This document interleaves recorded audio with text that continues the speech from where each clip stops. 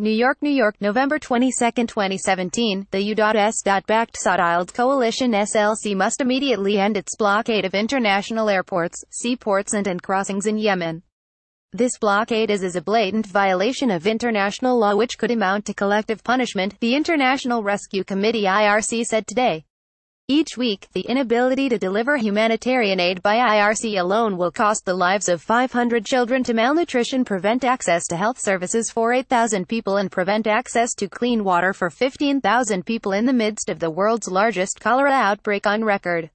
If it continues, the blockade will have devastating consequences. The recent Famine Early Warning Systems update on Yemen, the official body that declares famines, suggests that thousands would die as a result of lack of medicine and overland transport of supplies.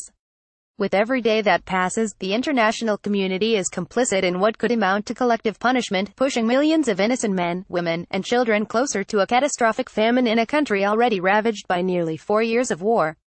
The global community must exert all possible leverage on the SLC to lift the blockade immediately and then take steps to address the existing sanctions regime the SLC has used to justify the delay and denial of commercial and humanitarian supplies to Yemen since 2015. On November 6, 2017, the SLC declared a temporary closure of Yemen's international ports of entry in response to a ballistic missile attack by Houthi combatants on Saudi Arabia the day before, promising to take into consideration the continuation of the entry and exit of humanitarian supplies and crews.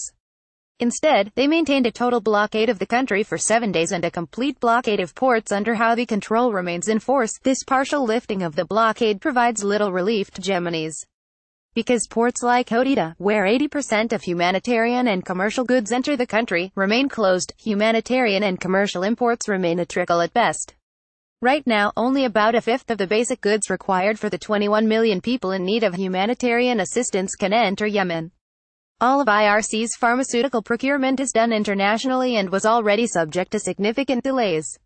IRC's recovery to previous levels and scaling will take weeks, not days. If and when the blockade is lifted, we are far beyond the need to raise an alarm.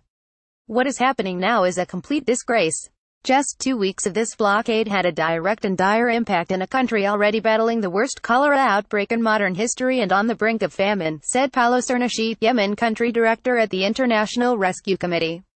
What happened to never again? The responsibility of failing to act to prevent collective punishment is on us all. Yemen is on the brink of famine.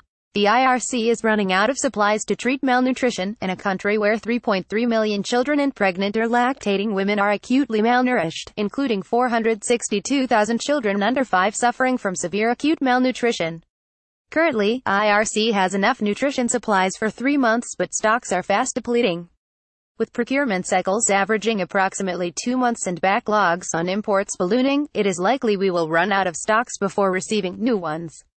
If the blockade persists, then on a weekly basis the lives of 500 children with severe or moderate acute malnutrition that IRC treats will be left to deteriorate further or even die. Yemen is experiencing the world's largest cholera outbreak in modern history, with cases approaching 1 million. The spike in fuel prices and scarcity have caused inflation that amounts to an average of 21% for commodities in less than 10 days. Every week, the IRC provides clean drinking water for 52,500 people in parts of Yemen through water trucking, and have already seen a 30% increase in cost.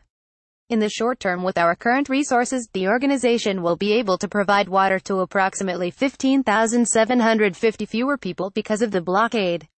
The IRC is also no longer able to source disinfectant soap in local markets, which means 7,000 life-saving hygiene kits will no longer be distributed each week, and the same number of families are at a higher risk of contracting cholera in a country where it is endemic. This will only get worse with each day this blockade continues. In Yemen, more than half of hospitals have been destroyed.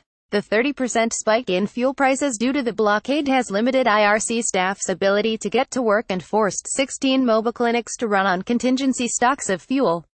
In less than 3 weeks, the IRC's mobile health teams could be unable to operate, which means that every week 8,000 people will not receive essential primary health care. 750 children and 450 women of reproductive health age will not be able to receive life-saving vaccinations. 1,000 women will not receive family planning methods. 800 pregnant women will not be able to receive antenatal care services, and 350 new mothers and their babies will not be able to receive postnatal care services.